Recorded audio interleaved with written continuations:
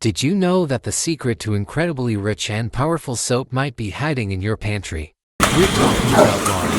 Or rather, for centuries, lard was a kitchen staple, adding a depth of flavor that's hard to replicate.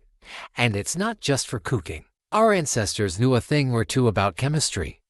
They discovered that the fatty acids in lard create a wonderfully moisturizing and cleansing soap. The same ingredient that makes your breakfast taste amazing also kept their skin soft and healthy. Lard-based soaps are naturally rich in glycerin, a humectant that draws moisture to the skin. This makes them incredibly gentle and nourishing, especially for dry or sensitive skin. Compared to some modern commercial soaps that can strip your skin of its natural oils, lard soap offers a more balanced and hydrating cleanse. While lard might not be the first ingredient you think of in modern soap, it's making a comeback. Many artisanal soap makers are rediscovering the benefits of this traditional ingredient.